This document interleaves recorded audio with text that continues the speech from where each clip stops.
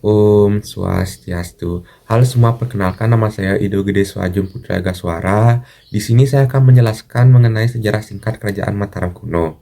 Nah, Kerajaan Mataram kuno awalnya didirikan pada abad ke-8 Masehi di wilayah Jawa Tengah, Indonesia. Kerajaan Mataram kuno didirikan oleh Raja Sanjaya yang merupakan pendiri dari dinasti Sanjaya. Kerajaan Mataram kuno awalnya berpusat di wilayah sekitar Sungai Progo dengan ibu kota pertama Ratu Boko, kemudian ke Medang Kamutan, dan akhirnya ke Kota Gede. Ada pula yang menyebutkan pusat pemerintahannya berada di Medan dan terletak di Povitu. Sedangkan Povitu masih belum jelas keberadaannya. Keberadaan lokasi kerajaan ini berada di sekitar gunung dan sungai. Di sebelah utara terdapat Gunung Merapi, Merbabu, dan Sindoro, dan di sebelah barat terdapat pegunungan. Di sebelah timur terdapat Gunung Lawu dan di sebelah selatan berdekatan dengan Laut Selatan dan Pegunungan Seribu. Adapun sungai-sungai yang ada yaitu misalnya Sungai Bogowonto, Elo, dan Bengawan Solo. Letak Povitu mungkin di antara Kedu sampai sekitar Prambanan. Adapun beberapa prasasti yang berkaitan dengan Kerajaan Mataram kuno.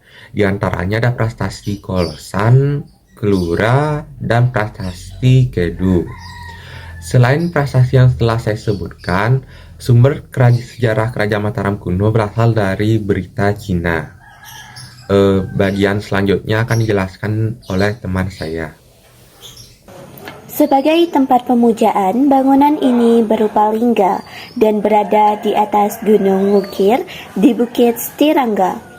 Bangunan suci ini merupakan lambang atas keberhasilan Raja Sanjaya dalam menaklukkan raja-raja lainnya.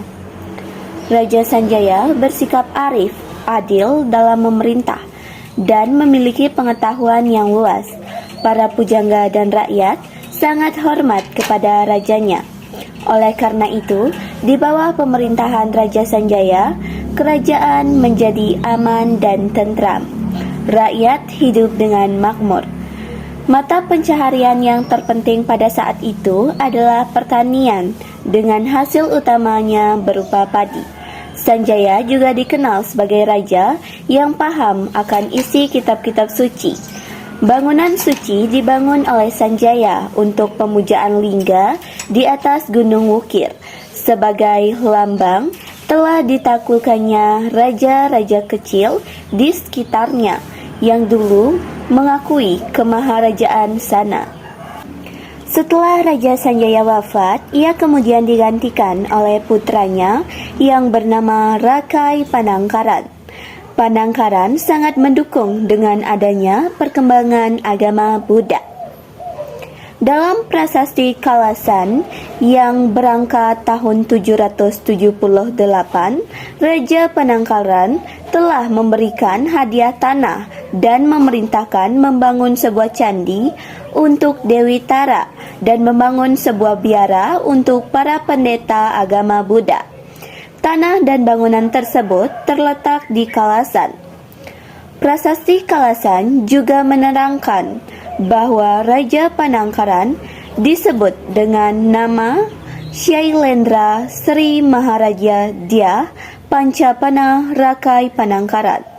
Raja Panangkaran kemudian memindahkan pusat pemerintahannya ke arah timur. Raja Panangkaran dikenal sebagai penakluk yang gagah dan berani bagi musuh-musuh kerajaannya. Daerahnya semakin bertambah luas. Ia juga disebut sebagai permata dari dinasti Syailendra. Runtuhnya Kerajaan Mataram kuno terjadi pada abad ke-10 Masehi. Berikut adalah urutan yang menyebabkan runtuhnya kerajaan tersebut. Yang pertama, faktor penyebabnya adalah perang saudara pada tahun 924 sampai 929 Masehi. Perang saudara antara Raja Dyah Wawa dan Raja Dyah Tulodong. Dan yang kedua adalah serangan dari kerajaan Sriwijaya pada tahun 929 Masehi. Kerajaan Sriwijaya menyerang kerajaan Mataram kuno dan menghancurkan ibu kota Maratipura. Yang ketiga, pengungsian Raja Dyawawa tahun 929 Masehi. Raja Dyawawa mengungsi ke daerah lain dan meninggalkan kerajaan. Selanjutnya, materinya adalah peristiwa runtuhnya kerajaan. Yang pertama, pembubaran kerajaan kuno pada tahun 929 Masehi.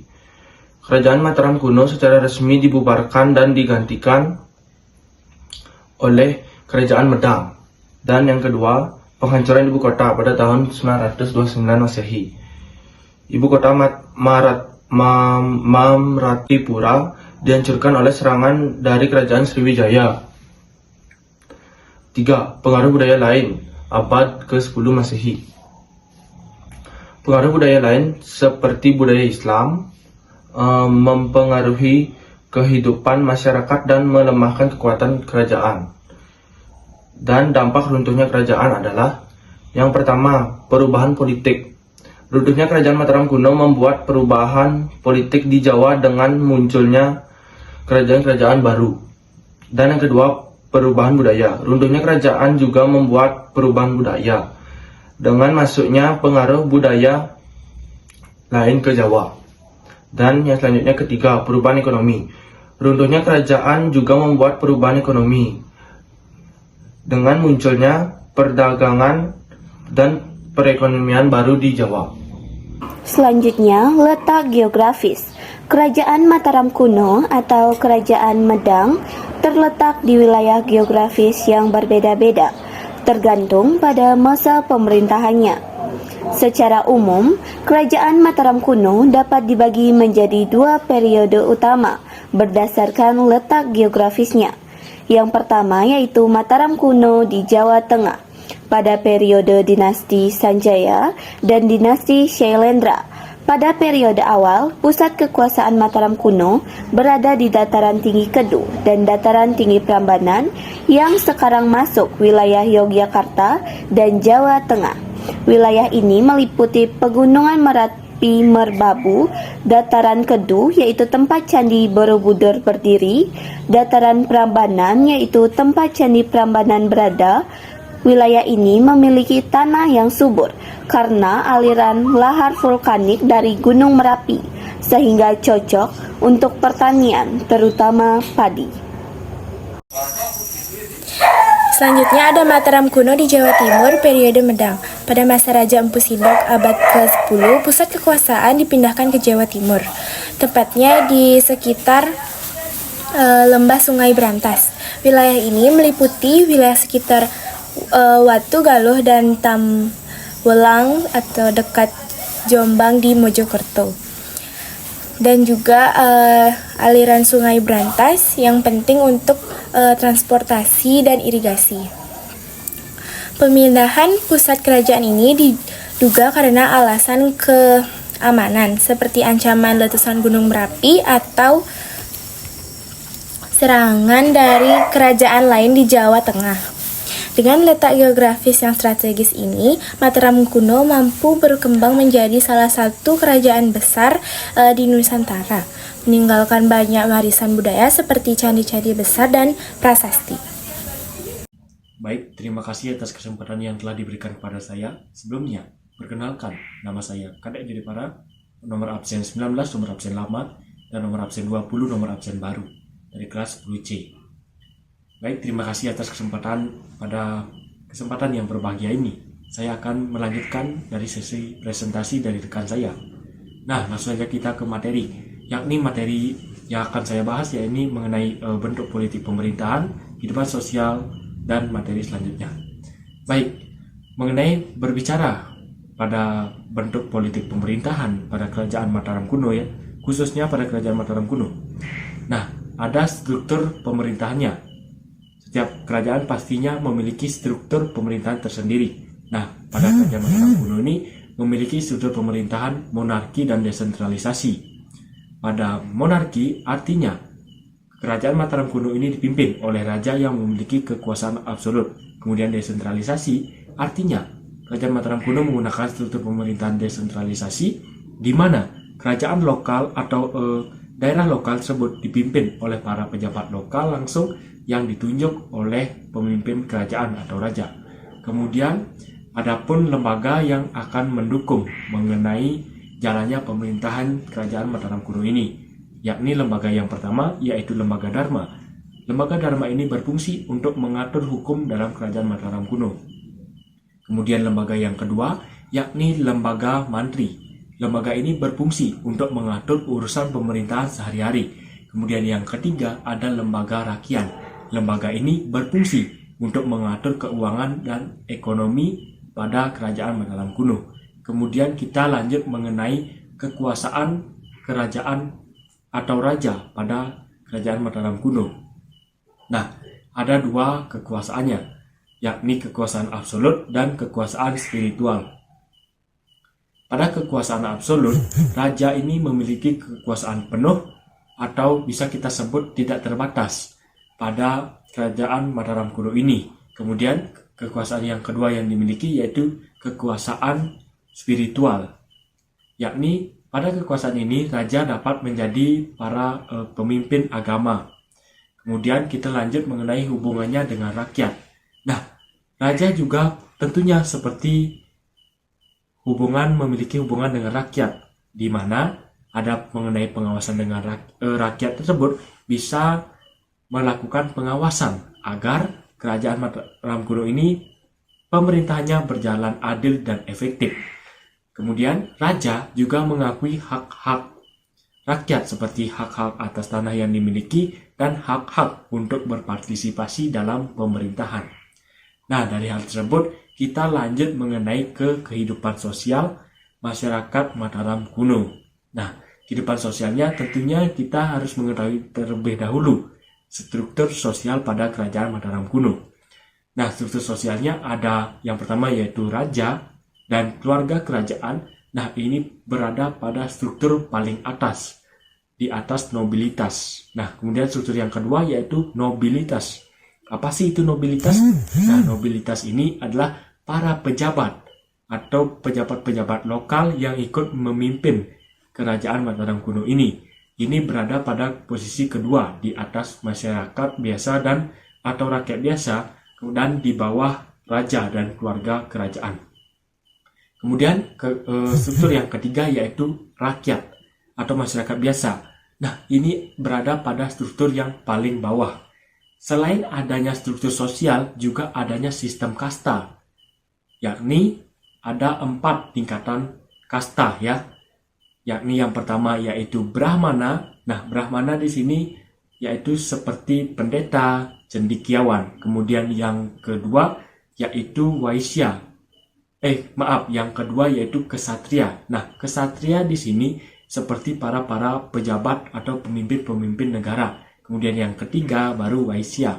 Waisya di sini seperti para pedagang atau pengusaha. Nah, khususnya sih lebih tepatnya pedagang ya teman-teman. Kemudian yang keempat yaitu ada Sudra. Sudra di sini seperti petani dan para pekerja. Kemudian, setelah kita mengetahui struktur-struktur tersebut dan sepertinya kita tadi telah mengenal profesinya.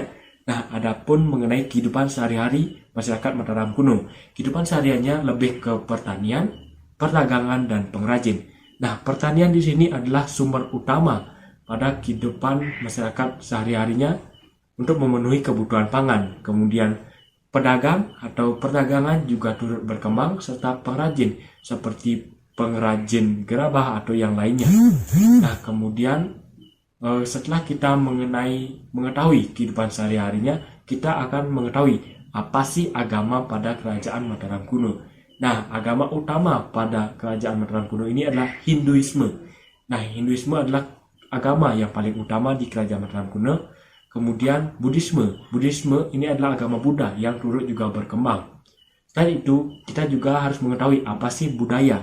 Nah, budaya pada kerajaan Mataram kuno ini yaitu budaya antara budaya India dan kebudayaan lokal. Nah, selain hal tersebut, kerajaan Mataram kuno juga memiliki sistem pendidikan. Nah, pendidikan agama yang paling diutamakan dalam Kerajaan Mataram kuno. Selain itu, pendidikan umum juga berkembang di Kerajaan Mataram kuno seperti pendidikan pengetahuan umum dan yang lainnya. Nah, artinya pada Kerajaan Mataram kuno ini kehidupan sosialnya masih menggunakan sistem kasta dan kehidupan sehari-hari yang berpengaruh pada pertanian, perdagangan, maupun pengrajin, dan agama yang paling utama pada Kerajaan Mataram kuno ini ialah agama Hinduisme. Baik, presentasi akan dilanjutkan oleh rekan saya.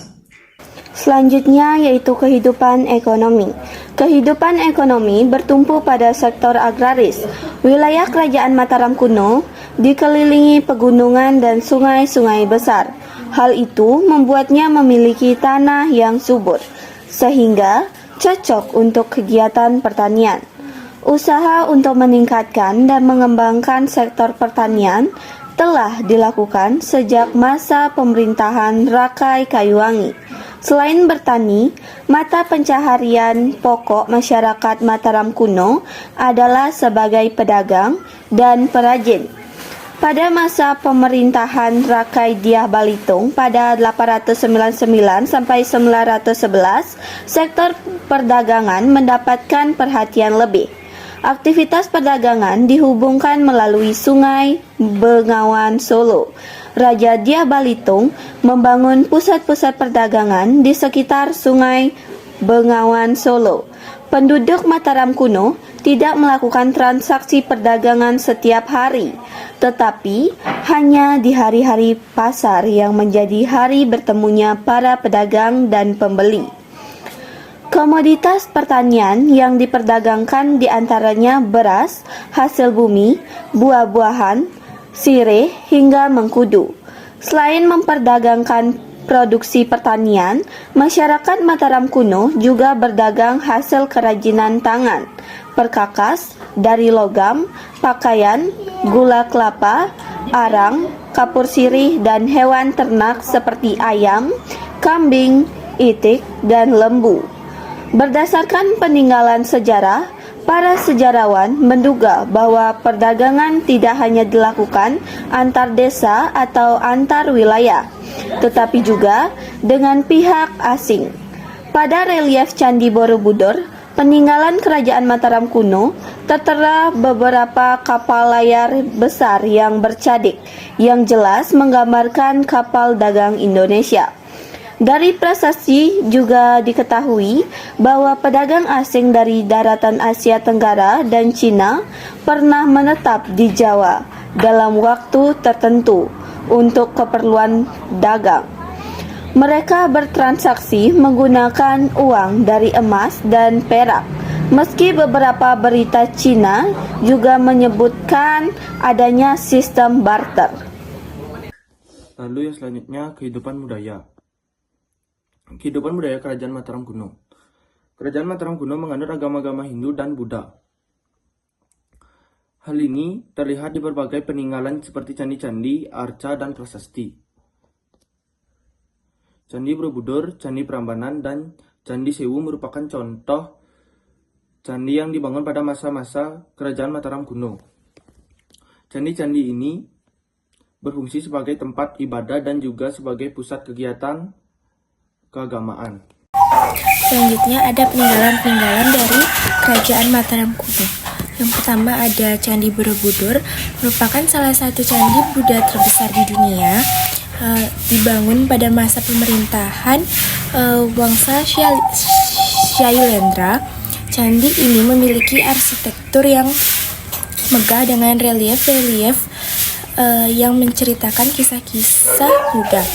Candi Borobudur ini diakui sebagai situs wisata dunia UNESCO dan menjadi tujuan wisata populer. Candi Prambanan, candi Hindu yang megah dibangun pada masa pemerintahan Wangsa Sanjaya. Candi ini didedikasikan untuk Trimurti, yaitu Brahma, Wisnu, dan Siwa. Candi Prambanan juga diakui sebagai situs warisan dunia oleh UNESCO. Selanjutnya ada Candi Sewu, kompleks Candi Buddha yang terletak tidak jauh dari Candi Borobudur.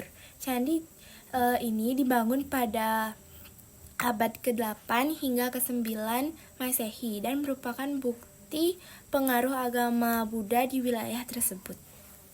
Prasasti Canggal. Prasasti Canggal ditemukan di daerah Canggal, Jawa Tengah.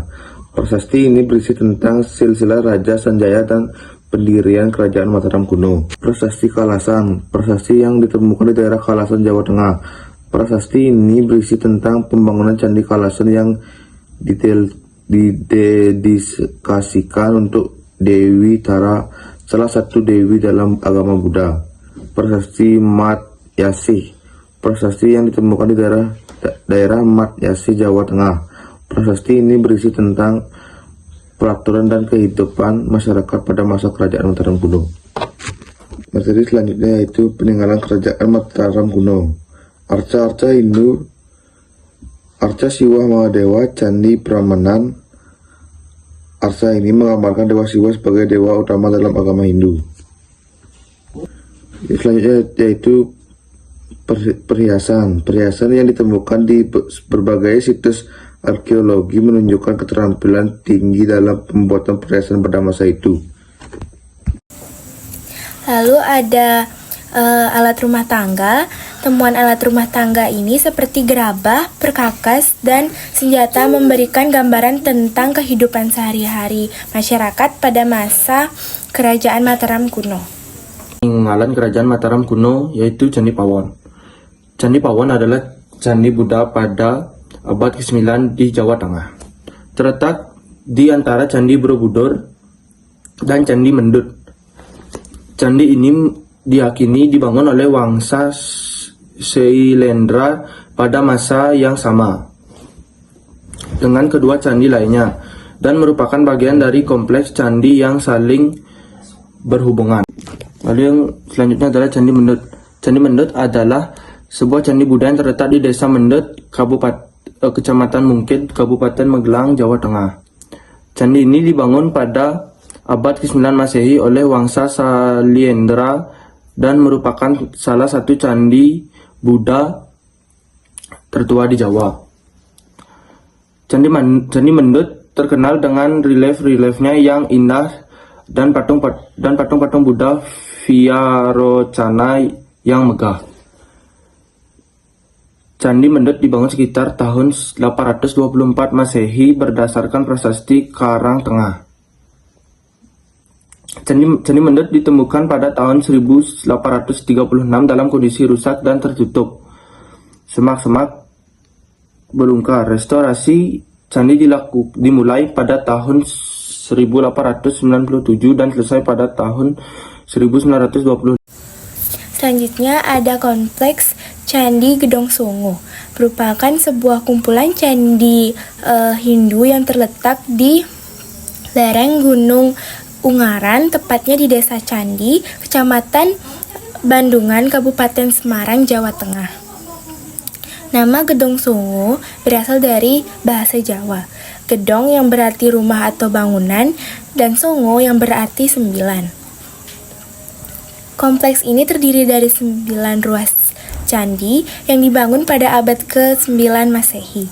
Candi-candi ini dibangun oleh Rakai Mataram Sang Ratu Sanjaya pada awal pemerintahannya.